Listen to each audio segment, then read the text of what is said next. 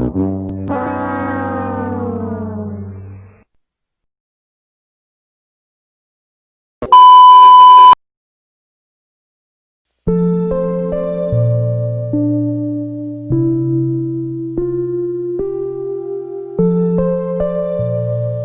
8 juta sampai 7 juta kok masih berani jualan di luar?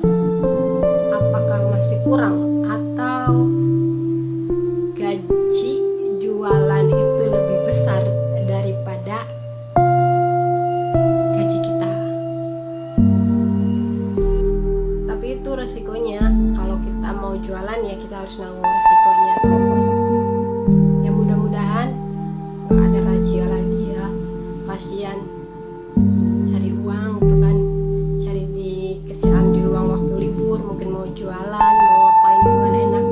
Nah kemarin tuh lihat beritanya ya teman-teman. Jadi di beritanya itu seorang mbak TKW Hongkong, dia tuh lagi jualan. Jadi pas ngambil libur, biasa kalau Hongkong itu, Hongkong Singapura sama ya, kalau hari Minggu itu pasti libur, mereka tuh pasti jualan dan bawa dagangannya tuh.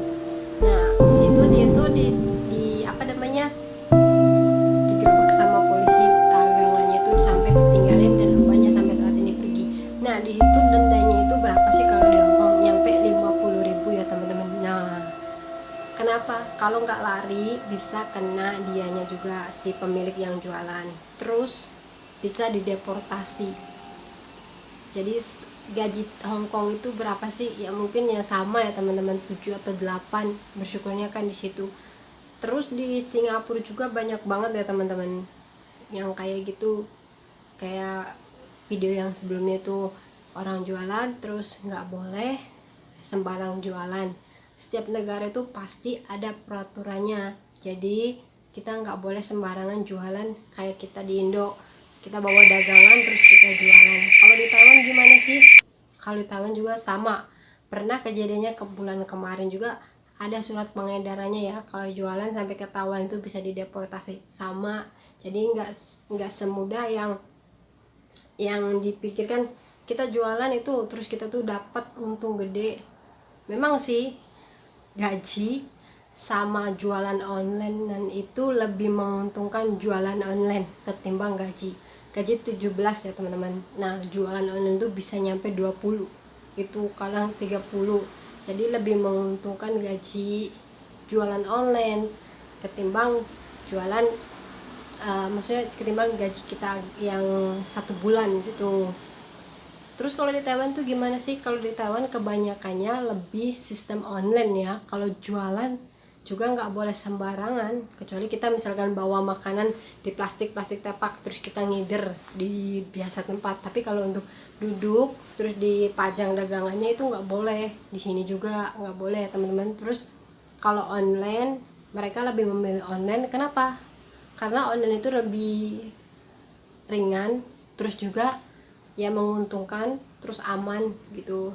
Nah terus kalau misalkan ruginya gini, kalau online itu ya, kalau kita kirim barang terus pembelinya itu alasannya nggak nerima telepon, atau juga mereka itu nggak ada pos datang, di situ ruginya ya. Tapi ya menurut aku ya, buat teman-teman semuanya dari video tersebut ya, entah itu di Singapura ataupun di Hong Kong ataupun di Taiwan ya, ambil hikmahnya aja gitu. Di setiap negara itu pasti ada peraturannya gitu. Jadi tujuan kita ya mungkin kita di sini kerja gitu, mungkin kita cari uang sampingan, cari istilahnya ya di luar jam istirahat kita kan bisa jualan online, seperti kita live jualan baju, ataupun kita bisa bikin makanan dijual ke teman-teman, itu kan bisa ngasihin juga uang teman-teman. Jadi bersyukurnya di situ kalau yang masih aman gitu. Tapi kalau yang bawa makanan terus bawa dagangan gitu kan sering banget ya di Hong Kong kayak gitu, terus ya di Singapura gitu kan. Jadi buat teman-temannya dendanya juga tinggi, mahal, terus bisa dideportasi. Itu ruginya ya. Menurut aku sih ya, besar kecilnya rezeki itu disyukurin, tapi kadang yang namanya manusia itu tetap aja kurang. Mungkin kebutuhan lah banyak, terus pengeluaran banyak. Jadi kan kita harus pinter-pinter dan cari penghasilan di luar jam kerja gitu. Istilahnya kalau minggu kan banyak kan libur, jadi kebanyakan yang jualan lah lumayan gitu kan. Tapi kalau menurut aku pribadi ya harus lebih hati-hati.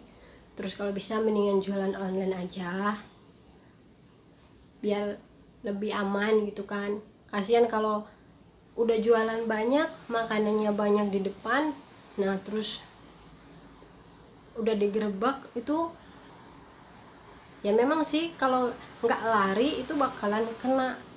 Ya masih mending makanan dibuang, kitanya lari gitu istilahnya teman-teman, daripada kita kena ya kan, dendanya mahal terus dipulangin.